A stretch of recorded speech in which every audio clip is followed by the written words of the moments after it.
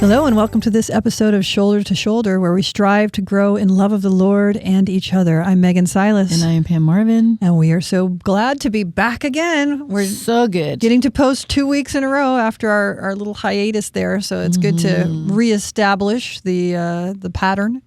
That's so right. I wanted to talk about something that went on with you very recently since the last time we were together. So much.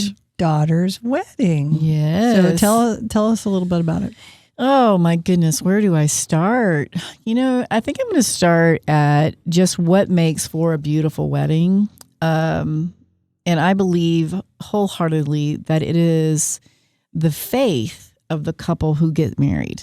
Well, that makes sense considering it is a sacrament. Yes. So I remember, feeling it very much so when one of my other daughters got married. Her and her husband are very faithful and very much in love with the Catholic Church, as are Annie and Blake. And it was very awesome because Father Will Rooney, who many may know who are listening, came in town to marry them because they had developed a relationship through youth ministry at the time. And that's always a nice thing when the priest actually knows the really couple, knows, I think. Yes. And then Father Will Rooney, man, he is anointed. I know they all are, but he's very special to me because I actually watched him grow up in the church here locally and have seen him grow into this beautiful priest. It's amazing. So the young adults who really trust in the Lord, like this is our series right now is all about trust, right? And so their level of trusting in the Lord with their marriage and with each other and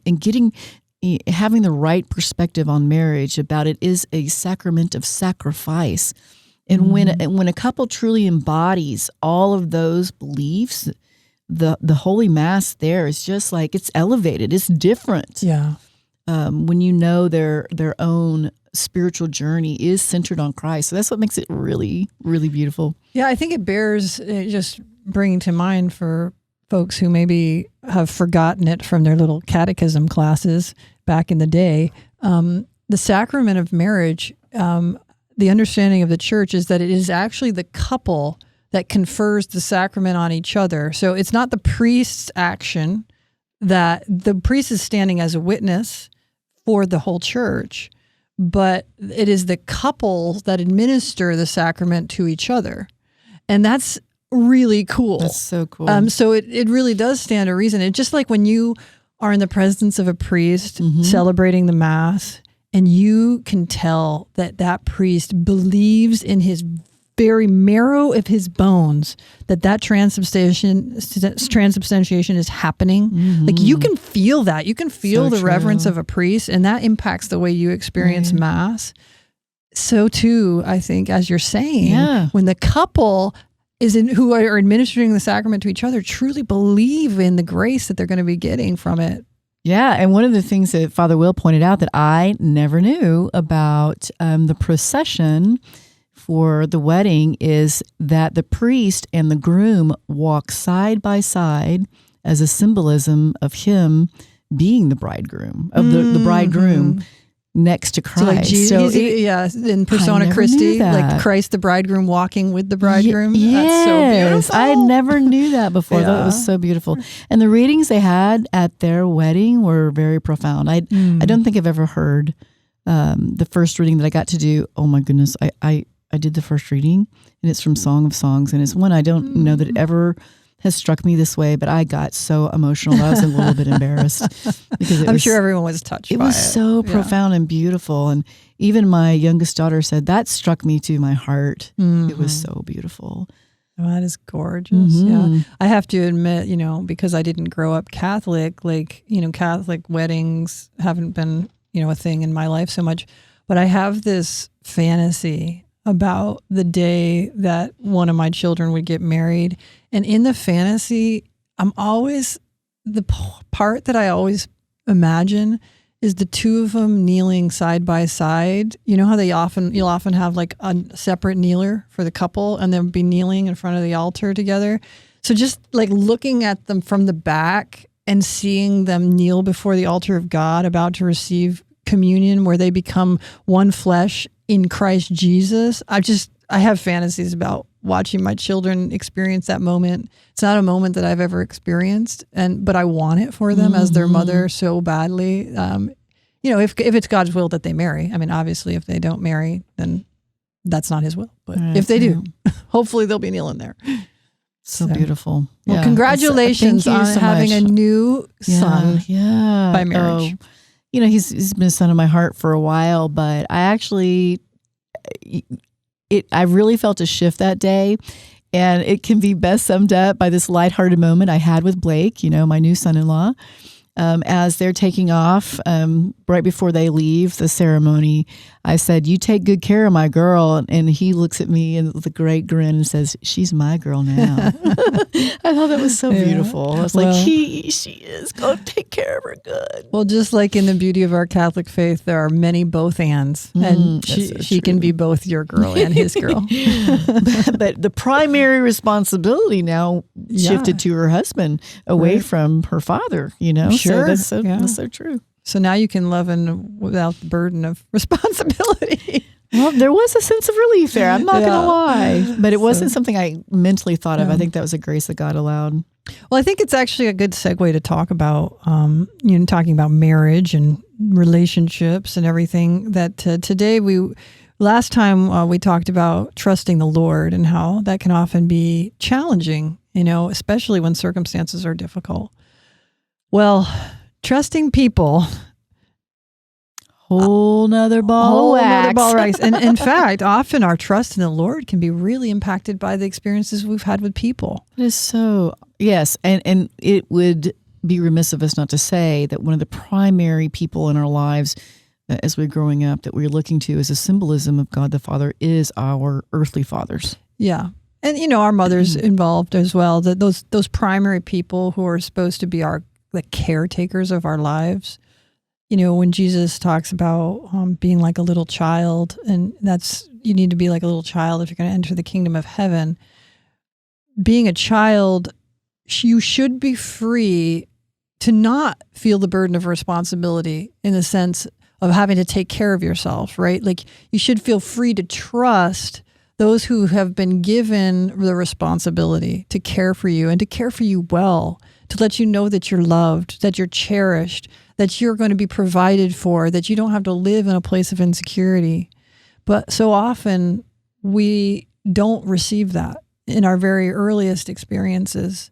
And we're left with wounds that impact our ability to feel secure and to trust that people really are going to be there for us.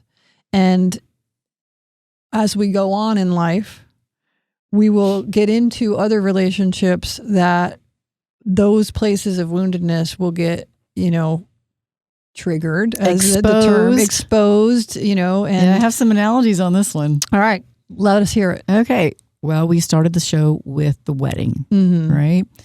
Well, Annie and I did a great tag team job of coordinating everything. But when it came down to the day of, I had to trust all those vendors were going to show up on time and do what they were supposed to. And I think that was the most anxiety I had about the day of, where I was like, well, they're still going to be married at the end of the day and it's okay. Right. Only one vendor forgot the correct time, ended up being 15 minutes late. Okay, 15, not too bad. So the wedding actually started late, a little bit, about 10 minutes late because of that issue. But at the moment, it didn't bother me. But leading up to that, I'm like, are all these people really going to follow through with all the stuff that needs to be done?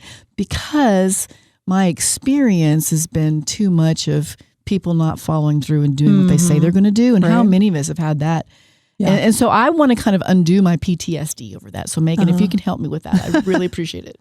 Well, and I think, unfortunately, we can't just undo it. We can't just say, well, I'm just going to not worry about those things anymore. Or I'm just going to trust people are going to do what they're supposed to do. Because the reality is that when we've had those experiences, you hear the term to build trust, that trust needs to be built. And what that means is it can't just happen at the snap of a finger. No. There's a progressive sort of process that needs to happen in order for us to trust that circumstances or people are gonna work out.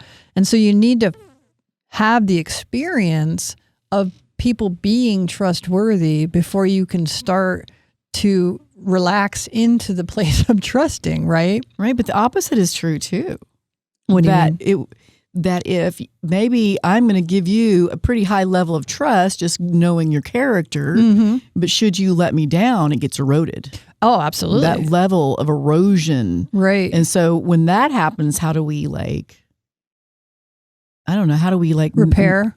Well, is it repair or what is the God perspective? How is God working on us in those moments when people let us down? Because there's a saying that people will always let you down, but God will not. And it's true to some extent. Right. If we go in knowing we are fallen creatures and people are going to let you down, but to maintain hope, to maintain joy and faith in the Lord, even when people let us down, is a part of a supernatural trust that we're talking about today. Yeah, and I think that you're getting into really the topic of having holy detachment. This idea that I don't need everybody to get everything done and to always be there for me and to provide all my stuff that I feel is important in order for me to feel safe, in order for me to feel fulfilled, in order for me to have joy, because ultimately my joy is in the Lord.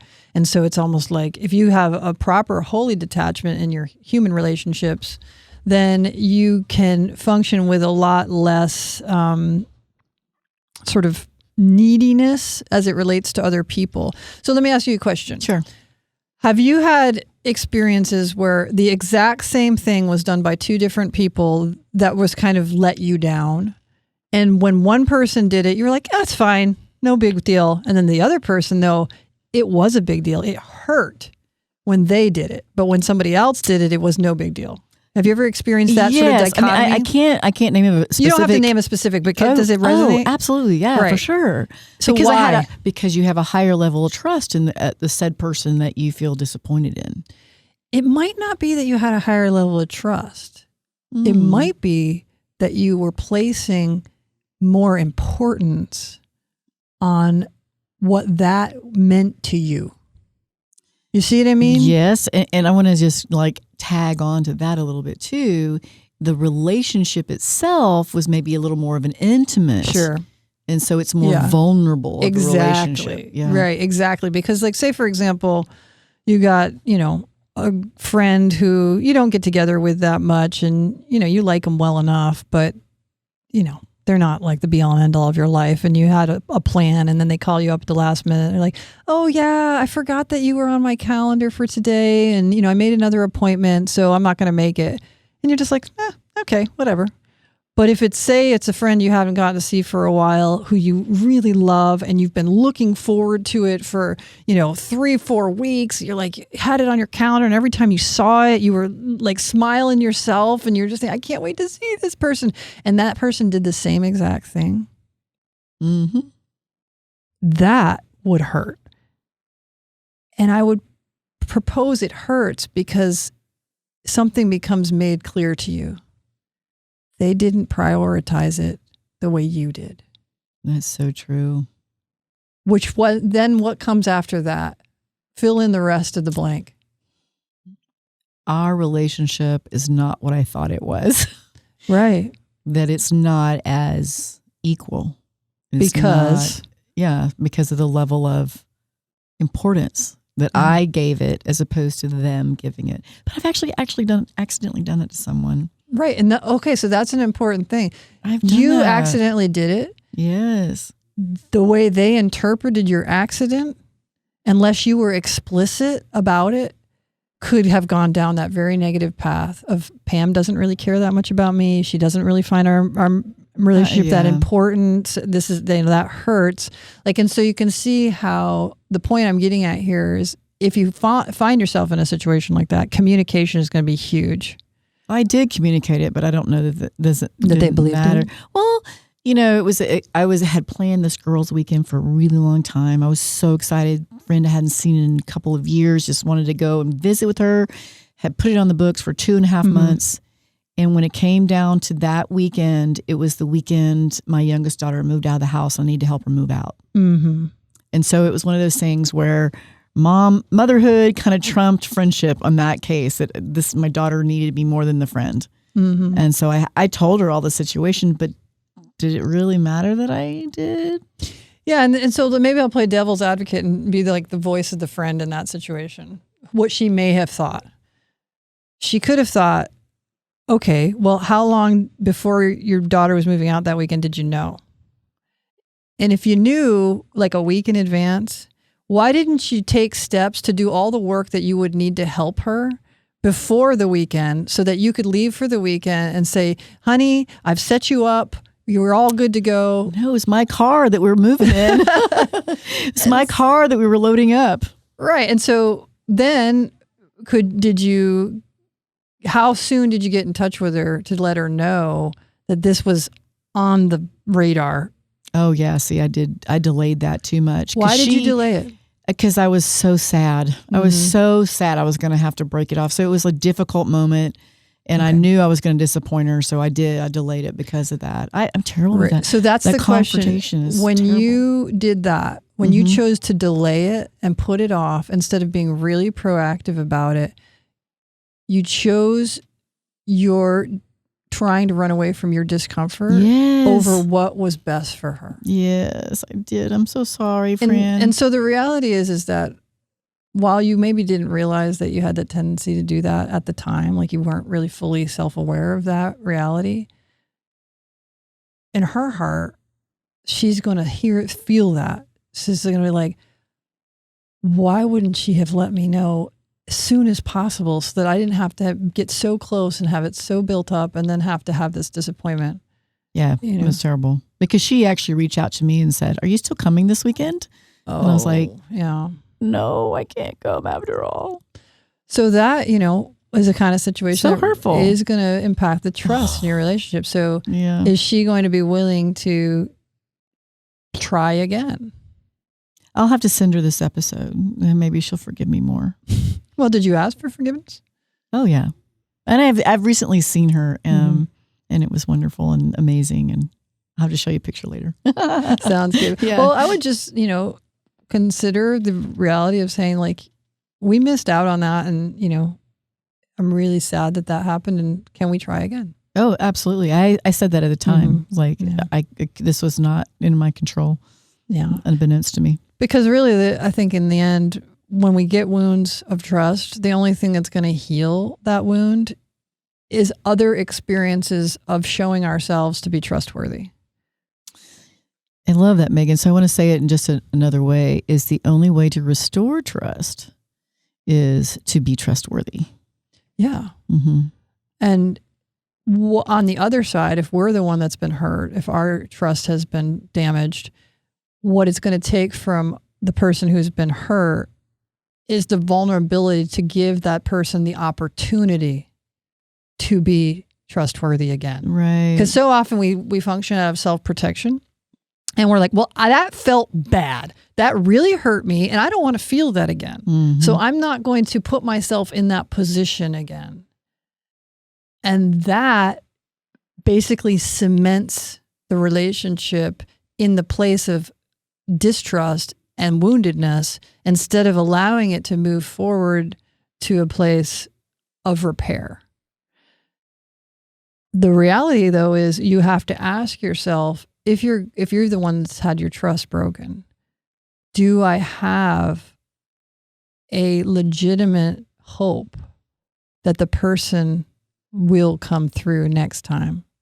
Or are they actually not trustworthy? Because sometimes people are just not trustworthy. That's true. And you have to discern when you're going to extend that opportunity or when you feel like it just doesn't seem apparent to me that this person is in a place where they're capable of being trustworthy. Right. And you know what comes to mind, because I do have this issue in my life, and I think that semantics are a big thing for me. So I may have said to a person that I love very much, I don't trust you. Okay. Which was very injurious to the person. But it was true for you. Wait a second. There's a parsing in the trust. Okay. All right. So what I was saying in the trustworthiness was the ability to follow through with actions and words said. Okay. Now, do I trust that person to love me and do what they can in all honor? Like, are they a trustworthy person in matters of not actual showing up on time? Right. Or like it's a physical activity. Sure. Only the physical side. So situationally dependent where the trust is an issue. It is, because I could say that I trust him to tell me the truth. Those kind of things. There's a lot of trustworthiness I have there on that side. But in this particular thing, especially with let your yes mean yes and your no mean no, it's not trustworthy. Yeah. And unfortunately, I don't know, how would you parse that out though? You see what I'm saying? No, I know exactly what you're saying. But sometimes when we parse it out that way a little bit, we have a tendency to not acknowledge the deeper place. So you could say, I don't trust that you're going to show up on time. That's a very specific, very situational issue. But the reality is that often underneath that is the sense that I don't trust that you place me as a priority in your life to the extent that you're going to make sure you show up on time. That's deeper, right? Mm-hmm. So because you're like, now if it's a person who never shows up on time for anything, there may be something within them that they just have this incapability. But if you see that their lack of respect for showing up on time is situationally dependent, such that they will show up on time for some things, but not for things that relate to you. So true. Then you understand it's not that they're incapable. It's that they're choosing not to prioritize it. And that is hurtful. So hurtful. So as much as you try to say, oh, well, it's only situationally dependent, the situation's a lot deeper. True. And so if we're really going to grow in trust and relationships, we have to be very honest about those deepest levels of saying, when you do this, this is what it says to my heart. And that's what needs to be healed. That's the place where I need to trust you. That place in my heart that says, in this situation, that you prioritize the things that we plan together. Okay, so an image that's come into my mind right now, Megan, to kind of move this, like, okay, where is the golden thread of the Lord weaving that trust between Him and humanity? So I just really see that, like, when we trust in Him, how is that golden thread of Him teaching and coaching us to love and mend and stay in the unity with that person that we want to be more in unity and trusting of? Yeah, I think the thing that comes to mind when you bring that up is, the Lord talking about how much we have to forgive.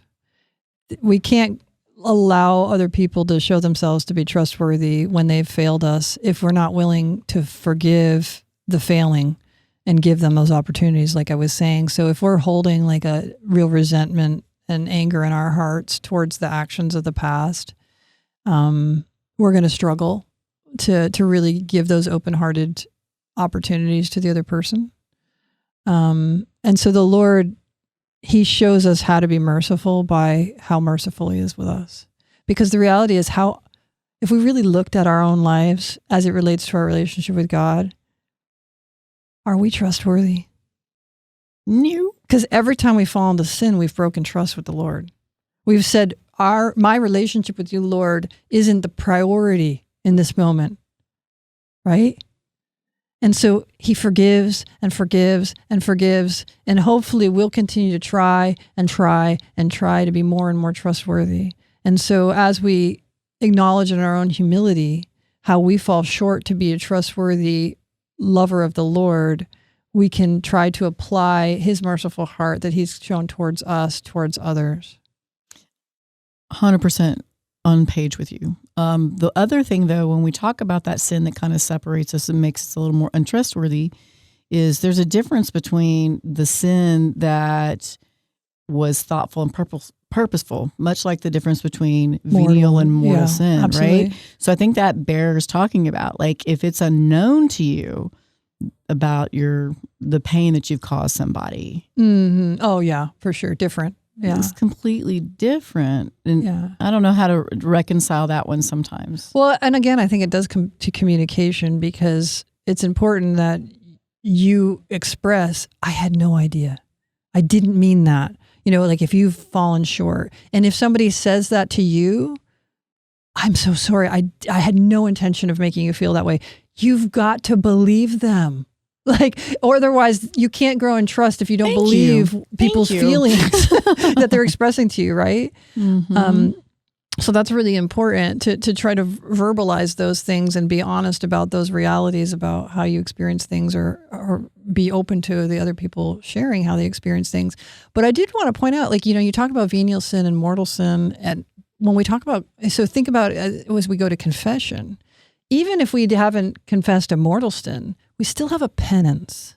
And so this understanding that if we have fallen short to be trustworthy in a relationship, we've broken faith, we should expect to do something to make up for it. We shouldn't just be like, well, I said I'm sorry, so you should just accept my apology and all should be good. No, what can I do to make it better? What can I do to earn your trust again? What can I do to heal your heart from what happened? We should have that disposition that not only should we expect that something should be done, we should desire to do something. And then sometimes we need to be able to verbalize to another person, if they've hurt us, broken our trust, I want to trust you again. I really do. This is what I'm going to need in order for me to feel that you really desire me to trust you, that it's important to you. And sometimes that's very vulnerable. I think every time it's very vulnerable, I think, to ask for what you need. And if a person really cares for you and really loves you, they should want to do what it'll take in order to make you feel secure. And if they don't want to do it, that might tell you a lot more than even the lack of the break. Yeah, about where they really are. And honesty and truth, even if it's a hard truth, is important. True. Yeah. And again, we want to weave back in how the Lord comes into play in this. And you said it's in the merciful heart, and I totally agree with that. Just like whenever we do mess up and we look to the Lord and with such beautiful contrition say to him, I am so sorry. Mm-hmm. I didn't premeditate that. Please forgive me that happened. All he does is look on us with love of my precious child, right? Yeah. And so that we could have that eyes of mercy for others. And but what about when we're wanting the mercy from others and they don't have it? How are we to respond in a Christ-like way? Well, Christ never forces anything on anyone, and we just we can't either. And so the reality is if we're really needing to feel loved and to feel mercy, and the person who we would like to experience that from isn't able to give it, we can always run to the Lord. We can always run to the Lord. And also remember that Christ's mercy is not separate from his justice. And say that again. I got to think about that one. Christ's mercy is not separate from his justice. So being merciful to someone else doesn't mean that you have to abandon justice. And so that reality is you can forgive, you can love, you can open your heart to trust again, but justice may demand that some steps be taken. And that doesn't mean you're not being forgiving, and it doesn't mean that you're not being loving. It actually is love to say, when you do something like this, it's going to take some work to repair it. That's just. But I'm going to work with you. Right. That's the way the Lord works with us. He doesn't abandon us to us. He doesn't just slap us down and then, say, okay, after a while, I'll let you back in. He's like, no, you're going to need to experience my justice, but with me. Right, which reminds me, you did talk about the examination of conscience, and I see kind of a twofold thing here that it calls for. I don't know if kind of making amends, making a reparation. So say if in confession, maybe I did some detraction over a person, that then to make up for it, to be kind to that person, to try and amend what I've done. So I kind of see that in Like in confession also, they say that's one of the things we should also do. Like maybe we've offended someone and we go to ask for forgiveness. So there's also that part of, right. to repair the injury done, whether it's even known to the person or not. Like I've heard examples about people in their younger years maybe stole some money, let's say. And many years later, they could actually confess the sin and say, I've stolen this money. I really need to get this burden off of me. And the priest says, okay, choose your charity and go donate that somewhere else to make that kind of reparation. Is that the right word? Right, what word am I looking for? That would be perfectly appropriate reparation. Okay. But one caveat I do want to give as we're talking about more personal relationships, sometimes people feel a lot more comfortable with sort of the works of reparation than they do with the act of apology. So we need to both confess our sins and do penance for our sins. Those are two things. You don't get to skip one. You don't get to skip confession and just go straight to the penance. Just like you can't, just confess and not do the penance. They go hand in hand. Yes. And so when we do break trust or when we have our trust broken, it's important to give the apology. Right? Our forgiveness shouldn't be dependent on somebody apologizing, but it is appropriate that when you hurt another person, that apology should happen. That's the confession. And then the penance can happen, the reparation for what was happening in order to rebuild. But I think a lot of times in a relationship, because people are very uncomfortable with communicating and the vulnerability of saying, I was wrong, I'm sorry I hurt you, they'll jump right to like reparation acts, like, well, let me, say it's a husband and wife. Well, hey, can I, let me take your car and get it detailed, or let me do this for you or that for you, like trying to make up for something when they know that you've screwed up. Yeah. Right. Well, that's going to fall hollow. True. If you don't say, I am sorry that I did this and it hurts you. What can I do for you to make up for it? Instead of saying, I'm picking and choosing what you want to do in order to try to make up for it without even speaking the words, And that's, I think, going back again to the Lord and how he really is such a beautiful example for us. He communicates. He talks to people and he, go and sin no more. Right. I'm glad, I'm glad you said it that way, because one of the ways I think, for me, how I love the practical tips is we're winding down this episode. This is something really to ponder. How often do you apologize to someone for your behavior? And how often do you really reflect and say, what was my responsibility in this argument, in this disagreement? To not always put it out on the other person. I think that's always good for us. I mean, I naturally do that because I can make everything my fault, but I have to do the opposite and say, okay, where was my sin here? And sometimes, and I think it's a good question to ask. Yeah. And I think a corollary to that is, and how well do I receive another's apology? Yeah. Because some people, they'll receive an apology, but they'll hold grudge in their heart, and they won't actually accept the apology, and they will remain in a place of unforgiveness. So it's the both and of, am I quick to acknowledge my own shortcomings to the other with, vulnerability and honesty? And do I also receive the other with mercy when they come to me and ask for my forgiveness? And I say, thank you. Thank you for having the courage to speak about how you fell short.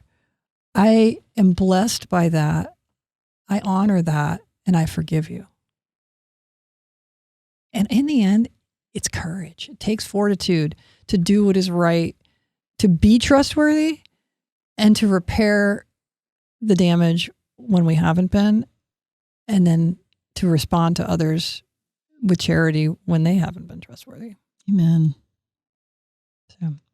All right. Well, I hope that y'all will continue to grow in trust of the Lord and each other as, you've listened to these and ponder them, and always ask for God's help and grace in these situations, because it can be really, really hard in personal relationships when you've been wounded to continue to trust.